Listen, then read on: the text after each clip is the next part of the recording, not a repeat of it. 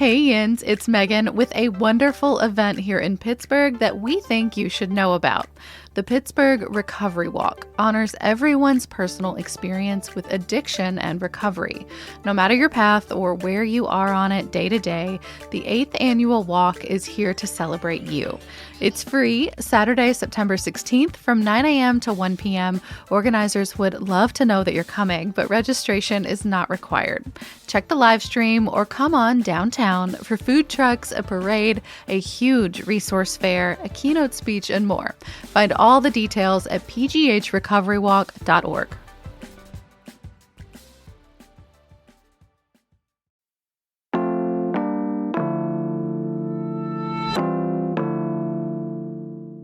Today on CityCast Pittsburgh, the city has passed a pair of bills to protect trans health, but it's not clear how much power the city actually has to do that. The new COVID-19 boosters are available, and they're finally hitting shelves in Pittsburgh, and neighbors still anxious about this Irish Center redevelopment may have an unlikely hero. It's September 15th, the Friday News Roundup. I'm Megan Harris, and here's what Pittsburgh is talking about.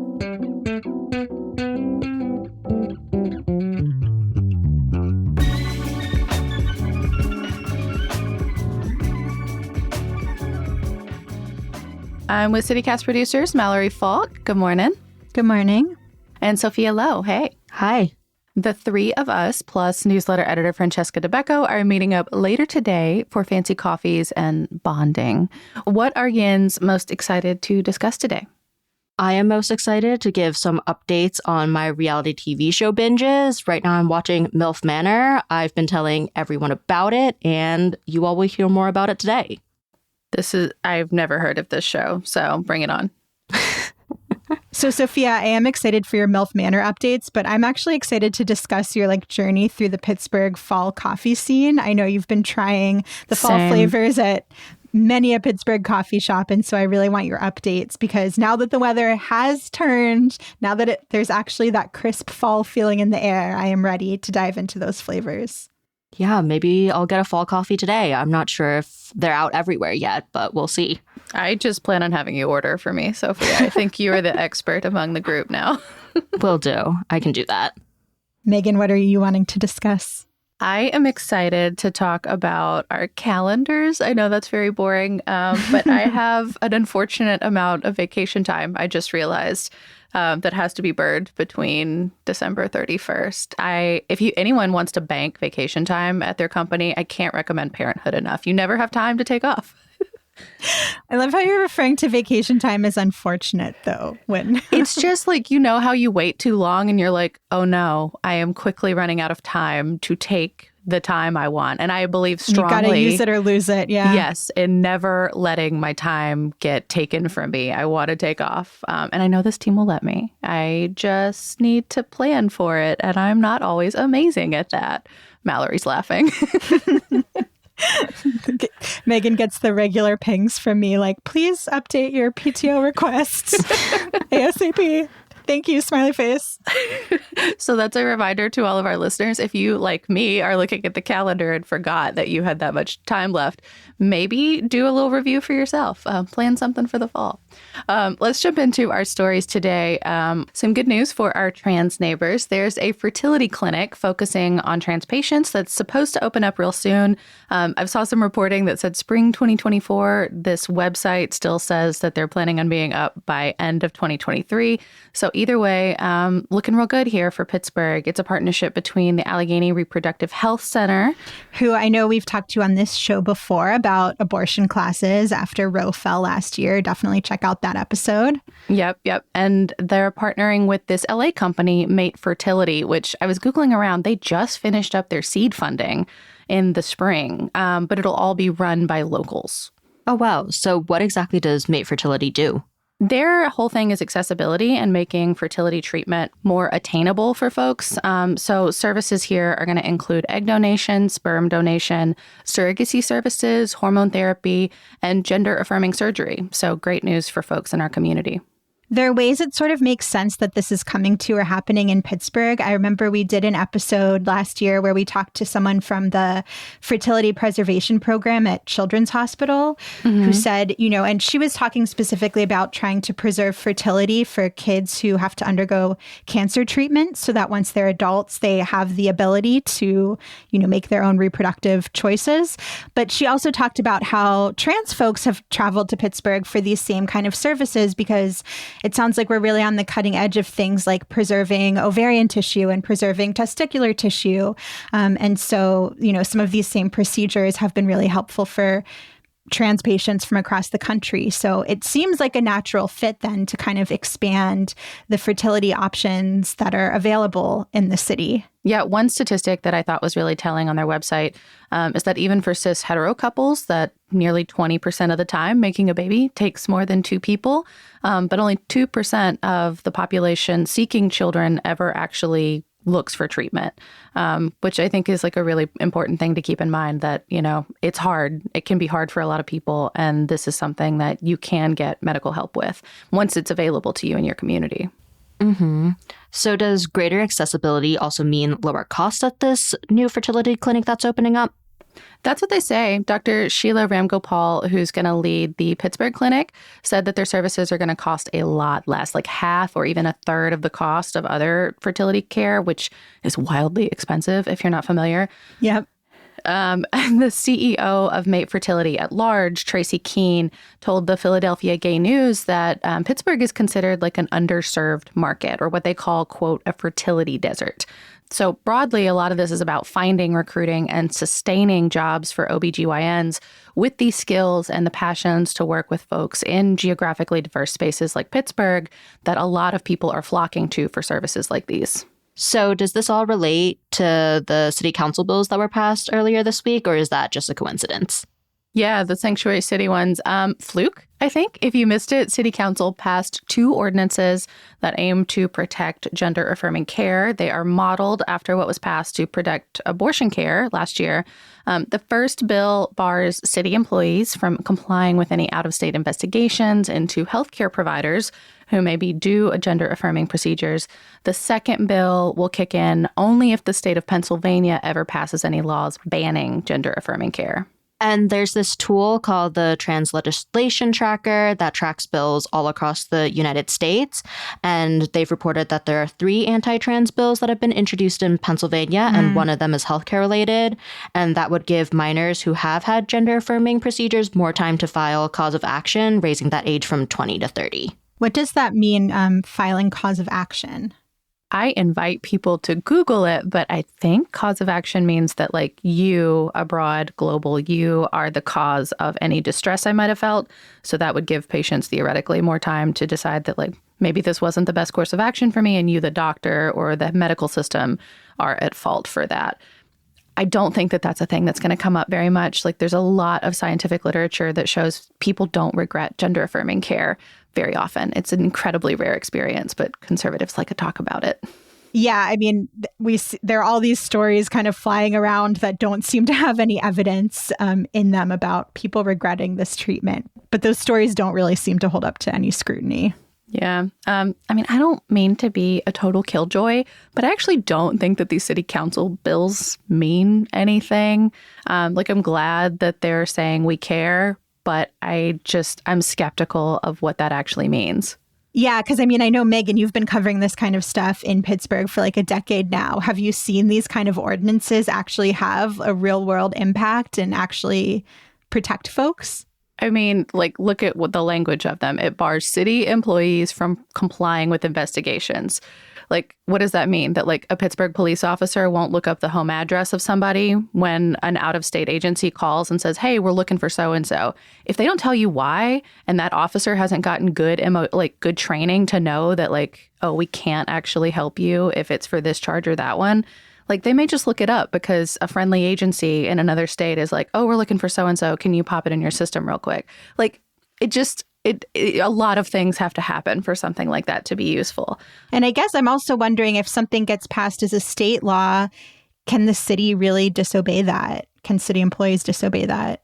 Well, a lot of it has to do with enforcement. Like it deprioritizes enforcement, which doesn't mean that it can't be enforced. It just means it's not a priority. We did the same thing with marijuana legislation some years ago, and people still got charged for having very, very, very small amounts of marijuana. I watched it happen in the street weeks after this legislation passed. It was a reggae band at Kaya Fest, of all things, and they got cuffed in front of everybody.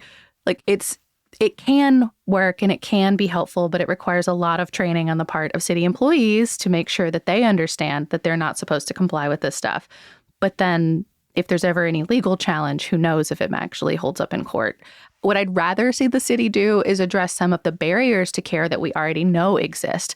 There are a lot of things that could be done from the Gainey administration's perspective to lobby foundations, to work with existing organizations that are doing the work on the ground and have been for years, to work with housing, to find resources for folks, to make sure the transportation costs are covered, to cover food, or to get vouchers for some of this stuff. The city could be doing that and not just virtue signaling with these sanctuary city bills. Yeah, I know that Dina Stanley, the executive director of TransUniting Pittsburgh, talked to WESA and Public Source about how these bills don't address housing and that people could be coming from out of state to get gender-affirming care. And Stanley told WESA that the city could support trans people with more housing and jobs. I know that the trans population is really disproportionately affected by homelessness. Yeah, Dina's wonderful. We've had her on the show before.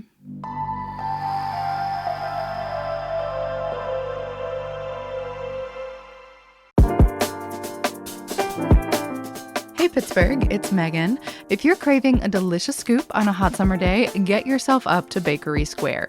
It's the new local home for Jenny's Ice Cream in Pittsburgh. I know, it's sort of sacrilegious here to love an Ohio brand this much, but y'all, I've been a Jenny stan for years. Their flavors are so creative. The brown butter almond brittle, the brambleberry crisp, the darkish chocolate. They have dairy-free and gluten-free options too, and they'll be dropping new flavors every week now through August 10th. I am so stoked that I can finally get my from-scratch Jenny's Fix right here in Pittsburgh at Target, Whole Foods, even Giant Eagle. Find all their flavors and fun facts at Jenny's, that's JENIS.com. The Pittsburgh Citywide Task Force on Employee Ownership was created to help businesses in the Pittsburgh region thrive and grow by bringing the message of employee ownership and its benefits to 30,000 businesses in the area. The task force was formed in conjunction with the Pennsylvania Center for Employee Ownership, the Pittsburgh City Council, Heinz Endowments, Chatham University, and the University of Pittsburgh. Employee ownership is a business model and form of succession planning that benefits owners, workers, companies, and communities alike. Interested in learning more? The task force will be holding in-person informational sessions around the Pittsburgh region. To learn more about the task force or to sign up for an informational session, please visit pghbusiness.org. That's pghbusiness.org.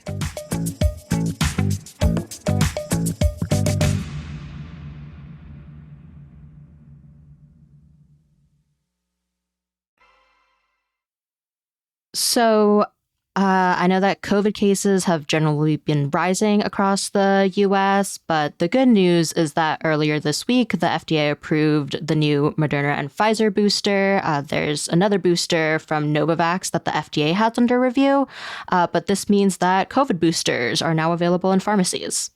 Or they're on their way to pharmacies. I was just at my doctor yesterday. They were like, yeah, we don't know yet. We don't know when we're going to get it. Yeah, I checked CVS this morning and it looks like they have appointments available. So definitely at least starting to roll in. That's awesome. And I know there was kind of some like back and forth initially about who the CDC was going to recommend boosters for, whether it was just like the most vulnerable, if it was for everybody. But it sounds like they are now recommending it broadly for anybody who's over 6 months old. Yeah, it sounds like that this booster is open to most of the population, and these boosters should also provide protection for the latest COVID variants. I've heard about people kind of trying to strategize when the best time to get the booster is, like just get it as soon as it's available or hold off until Thanksgiving when you're going to be around a bunch of family and there might be a new surge. Is there any like consensus on this about when is the best time to do it? Yeah, so some people should definitely get the booster as soon as possible. This includes people who are older than 65, anyone who is high risk for infection, and pregnant people should also think about getting the booster sooner. Although, Megan, in the office the other day, you mentioned something I thought was really interesting about you actually, when you were pregnant, got different guidance related to booster timing. Yeah, I mean, I think it just had to do with a fluke of like when I was going to have my baby. But this was last year when the booster was rolling out then. And they told me to wait until I was like 37, 38 weeks. Most pregnancies go to about 40 weeks because then it would have time to circulate through my system and give my child the most protection possible headed into birth. Now, my baby was very late, so he got bonus time, but I thought it was really interesting. And like this year, I asked about the COVID vaccine and they were like, oh, you got it then. He's probably been protected for the bulk of his life up to this point. Wow. Which is great. Like I was so happy that they were able to provide some level of confidence. So yeah, I think this is one where if you are pregnant and you're considering it, maybe, check in with your doctor first about the best timing. But so, okay, Sophia, you mentioned like these high risk categories. What about, other people? Yeah, and I saw an article on NPR that answers a bunch of different questions about the booster, and there is some different advice on best timing for the booster if you're not high risk. To your point earlier, Mallory, a professor at Weill Cornell Medicine, John Moore, said that it makes sense to wait toward Thanksgiving or the holidays since historically there have been surges around there. But like I mentioned, cases are also going up now, and Dr. Abrar Karan, an infectious disease fellow at Stanford, said that it's really hard to predict these surges. So if you wait, you could also end up being sick before your booster appointment. I thought I'd heard too that like you can't have it if you have gotten the last booster within 2 months. Is that still the recommendation? Yeah, so there are a couple situations where you would need to wait to get the booster. And one of those, Megan, is if you have gotten a COVID vaccine or booster within the past 2 months.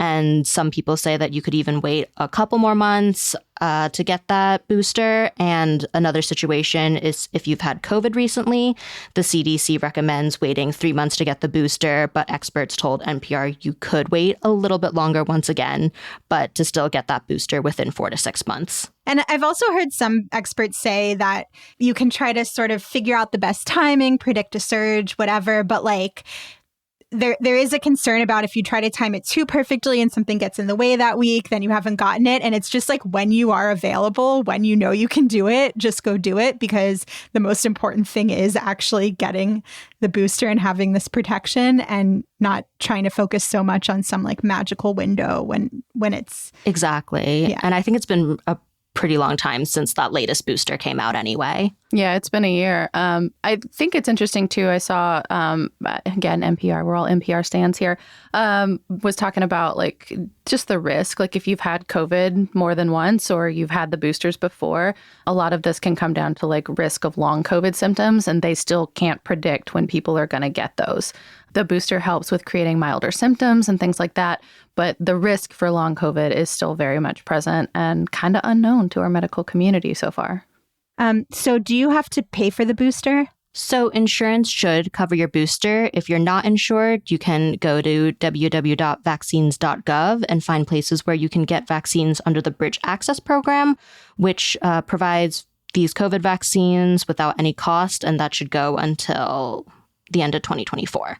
Can y'all still find COVID tests out there? I had a lot of trouble the other day when I was looking for one before I went to do something. Used to, you could find them pretty much everywhere, but there was like one shelf that had them, and it was a really expensive price. I was shocked. Yeah, in terms of getting free COVID tests, that's definitely really tricky right now. The National Institute of Health and the Administration for Strategic Preparedness and Response has a program called Test to Treat. Their website is testtotreat.org. And at one point, you could request 6 free COVID tests, but it looks like registration is paused for now. But there is still a spot where you can put your email down to get notified when that registration begins again. And Mask Up Pittsburgh is a local disabled-led group that distributes masks and rapid tests. They have also unfortunately tweeted that they're out of rapid tests, but they'll let people know once they've sourced more, and you can find them on social media. So it seems like the answer is maybe you can access free tests at some point in the future. TBD. So we're going to close out with an update on a story we've covered before. Last month, we did an episode all about the controversy around the future of the Irish Centre, that like big vacant space next to Frick Park. A developer from Toronto wants to build a condo there, and some people are not happy about those plans. Have y'all seen the signs in the neighborhood that folks have put up? They're really fun. Yeah, like the no frickin' way. Yeah. It's got a lot of tiny type. It's kind of hard to see from the road if you're just driving by, but I love the creativity. It's a good spirit. Yeah, I have seen those popping up on quite a few lawns. Ryan Dito from the Trib came on the podcast to talk about what he called the NIMBYs, the not in my backyards. Although he pointed out, and I agree with him, I think there are a lot of people who live in the area with very legitimate concerns, but the word was funny. Yeah, the concerns range from everything from like increased traffic in the area to potential issues with water runoff and landslides. You know, this is right next to Frick Park, and people are concerned it might sort of interfere with the overall park landscape. I would definitely recommend listening to that episode to learn more and to get Ryan's take on the whole thing. We will drop a link in our show notes.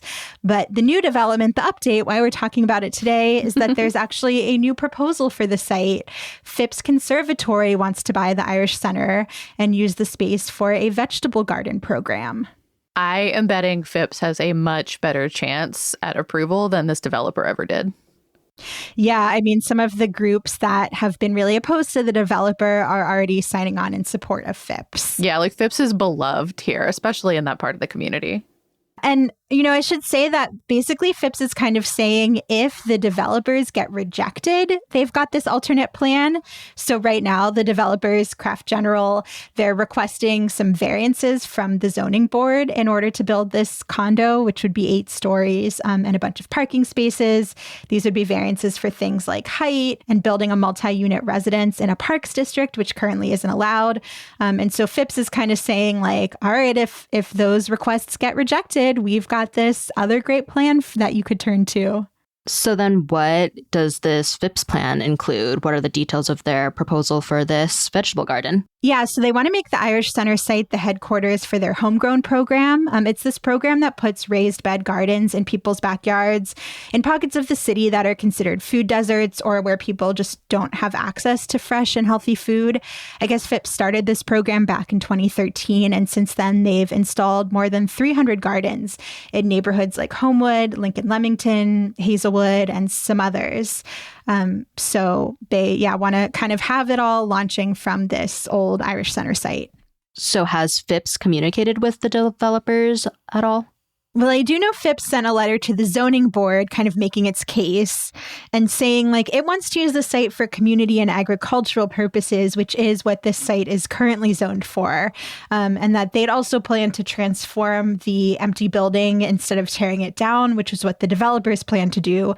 So kind of making their case for why this project might sort of fit more with the character of the neighborhood with current zoning ordinances than this development.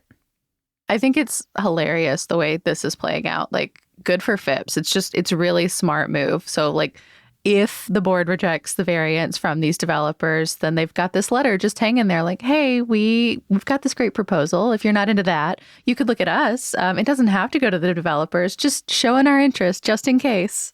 Yeah, exactly. It does seem a little bit intended to sway this board.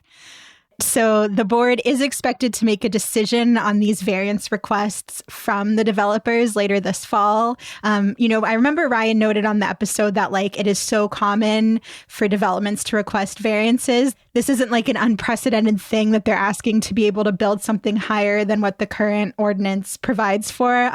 So I guess we'll just see what happens and whether this alternate proposal is convincing. Well, thank you, Mallory. DNs have weekend plans. Anything you're excited about? More reality TV. When I finish the MILF show, there's a DILF show. Oh, you're kidding me. I will be doing maybe the exact opposite of watching DILF Manor. It's for the love of DILFs, for anyone who wants to look it up. Oh, God. So I will be doing something a touch more sacred. I don't want to imply that For the Love of DILFs is not a sacred way to spend your weekend, but I'll be observing Rosh Hashanah. So I want to wish a Shana Tova, a Happy New Year to all my fellow Jews out there who are observing this weekend. And I am worshiping at the altar of another Pittsburgh tradition. The Steelers are playing on Monday night. We were atrocious this past weekend against the 49ers. Now we're taking on Cleveland. I do not have high hopes, and I think the analysts agree with me. That's all you, Megan. If the Steelers had done well, I was maybe going to be convinced, but... Yeah, I definitely won't be watching. We each have our quarter. It's cool.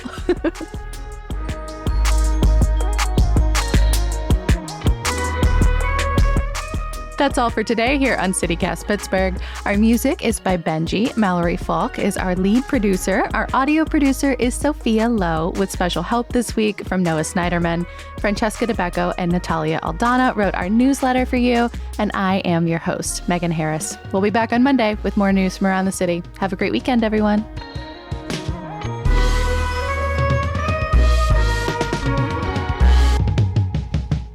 Ever since naked dating, I've just assumed anything goes on any network. It doesn't matter anymore. The rules don't matter.